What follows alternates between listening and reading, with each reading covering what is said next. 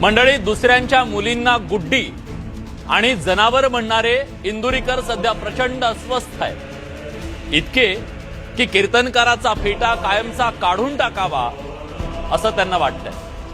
त्यांचं म्हणणं आहे की सोशल मीडियावरील काही टवाळखोर त्यांच्या मुलीच्या कपड्यांवर कमेंट करतायत. मुली बाळींबद्दल वाईट बोलणाऱ्या अशा टवाळखोरांना कायद्यानं अद्दल घडवायलाच हवं. पण काही जण इंदुरीकरांच्याच कीर्तनातील दुसऱ्याच्या मुलींबद्दलच्या भयात कमेंटची इंदुरीकरांना आठवण करून देत आरसा दाखवत आहे.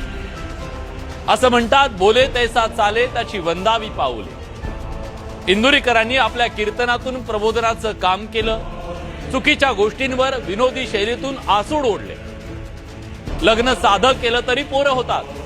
पैशाचा किडा येऊ देऊ नका, हा अतिशय मोलाचा उपदेश तुम्ही आजवर लोकांना केला.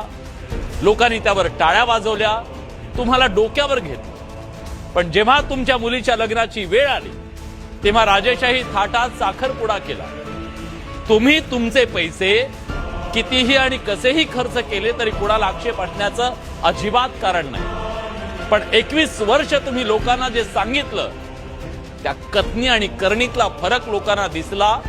त्याच दिवशी तुमचा फेटा लोकांच्या नजरेतून खाली पडलाय महाराज. जमाना सोशल मीडियाचा आहे, इथं कुणालाच माफी नाही. इंदुरीकर जसे इतरांची बिनपाण्यानं चंपी करतात ना, अगदी त्याच स्टाईलनं लोकांनी सुद्धा त्यांची चंपी सुरू केली आहे सोशल मीडियावर.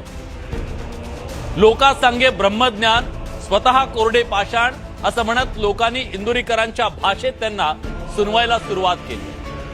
तुम्ही कीर्तनाच्या नावाखाली आजवर जी टवाळखोरी केली, कीर्तनकारांच्या गादीवर उभं राहून घोडे लावण्याची भाषा केली, मुलगा किंवा मुलगी अशी कशी होते याचं ज्ञान जगाला पाजळलं, महिलांच्या भावना दुखावणारी कितीतरी बेताल वक्तव्य तुम्ही केली आहेत, तेच कर्म फिरून तुमच्याकडे आलंय अशी टीका सोशल मीडियावर होती. तुम्ही दुसऱ्याच्या आया बहिणींच्या कपड्यावरून हिणवता ते जमतं, वर खदखदून हसता, मग तुमच्यावर आल्यावर का झोंबतं हा प्रश्न आज सोशल मीडियावर त्यांना विचारला जातो. त्यामुळे महाराजांना कीर्तन नकोसं झालंय. सामाजिक क्षेत्रात वावरणाऱ्या आणि वारकरी संप्रदायाची पताका खांद्यावर घेऊन फिरणाऱ्यांनी त्याचं पावित्र्य जपावं लागतं. कारण लोक तुम्हाला आदर्श मानतात. त्या आदर्शाला शब्दातून किंवा कृतीतून तडा गेला तर मग लोक हबाडा देणारच. हे आपल्या सगळ्यांना लागू.